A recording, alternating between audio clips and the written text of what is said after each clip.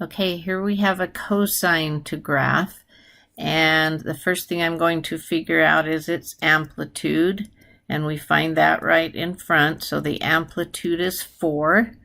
Then let's figure out its period, and the period for cosine is always 2 pi, but then divided by omega, and omega is what's sitting in front of that x, that coefficient on the x. That's a 2.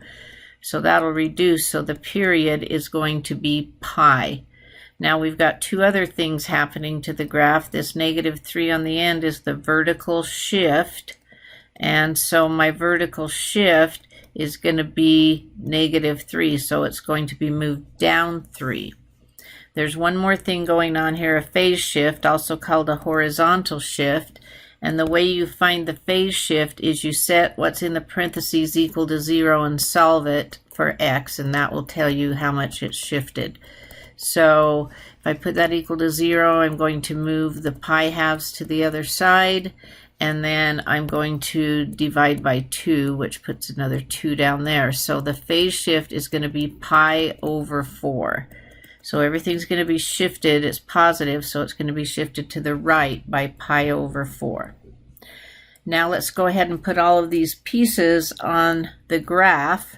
And the first thing I would do on the graph is mark my vertical shift, because my baseline, what it's going to oscillate about, is changed. -3. Now I put this grid on here and it's not going to fit, it's going to be off there, so I'm going to make my little grid lines. I'm going to make a couple more in here so we can have this fit. So let me just make these tick marks, adding a few, so we're good. Okay, so my baseline is going to be down 3, 1, 2, 3. So it's going to oscillate about this line that is shifted down 3. Now, after I get that baseline on there, I'm going to figure out what my tick marks are. So 1, let's see, I don't want them in red. So now that I've got my baseline on there, I'm going to figure out my tick marks. 1, 2, 3. The fourth one will be the period. The period was pi. So if that one is pi, half of that is pi over 2. That middle one, and each tick mark is half of that, so pi fourths. So my little tick marks are pi fourths. And let's go ahead and we'll label the other two. We'll do one more here of period. So we're at pi, which is 4 pi fourths. So this will be 5 pi fourths. This will be 6 pi fourths, which reduces to 3 halves. This would be 7 pi fourths. This would be 8 pi fourths, which reduces to 2 pi. So there's all my pieces here. Now, when I have a phase shift, which I do here of pi fourths, I find that students mix them up easy. It's hard to kind of do all of that in your head. So what I do is I don't put the phase shift on. I plot this, what this would be without the phase shift, but instead of putting dots for the points, I put little X's, because that's where they would have been had they not been shifted. And then I'll go shift the points. So let me show you what I mean. All right, so it's a cosine.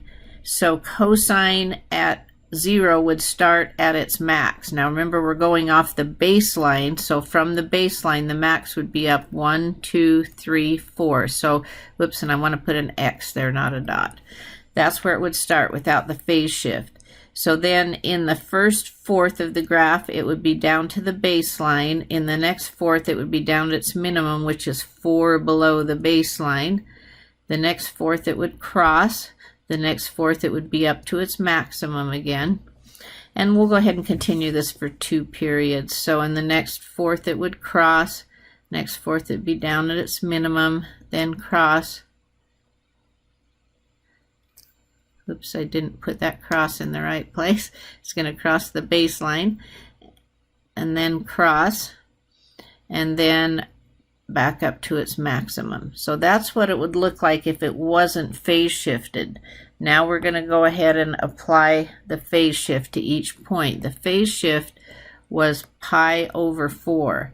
So I'm going to take that first point and move it to the right by pi over 4 and put a dot, because that's where the graph will be. I'm going to take the next x, move it over by pi over 4.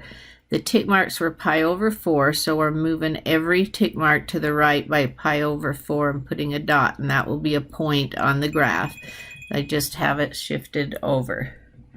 So this one's shifted over, this one's shifted over.